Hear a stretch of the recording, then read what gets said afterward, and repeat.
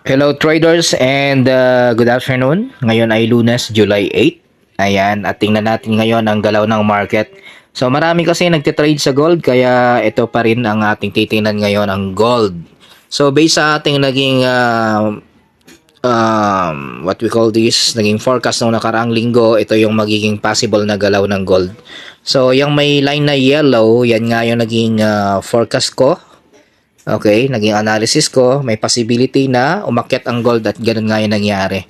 And ang pinaka-target niyan talaga is yung nasa taas na price. Ayan o. Ito yung price na yan. Dito. Yung previous high, no? Based on monthly and weekly, which is nasa 2,428 or ito, yung pinaka-week niya. 2,452. So ito nga, sabi ko nga, hindi pa ito natatouch ulit or hindi pa yan nare-retest. So, ang nangyari sa gold ngayon, yan, tingnan natin, nababa tayo sa 4-hour time frame. Ayan, okay. So, nag-breakout ang gold dyan sa marking natin ng kulay blue. Ito. Itong price na to, which is key level yan ng resistance, pero nag-breakout dyan ang gold. At ngayon ay nagkakaroon ng correction. So, burahin ko muna ito para mas maguhit nating mabuti, no?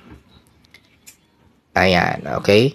So, ito ngayon ang gold at posibleng magkaroon ng correction dyan.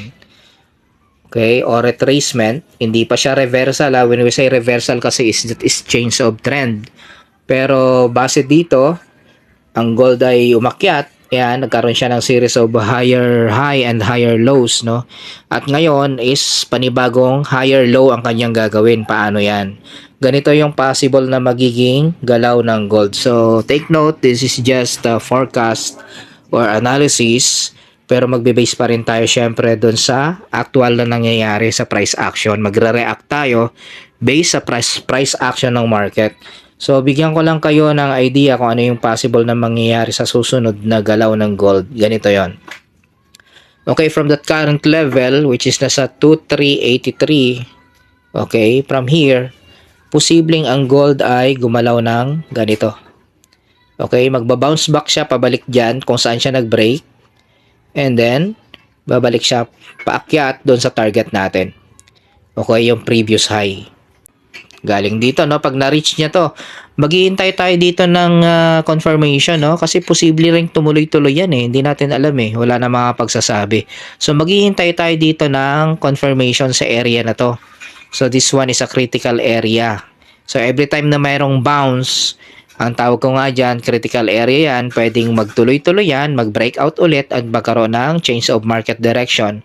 So, maghihintay tayo dito ng confirmation like magkaroon ng tinatawag dito ng mga candle formation, no? Magkaroon ng bullish engulfing candle, something like that, no?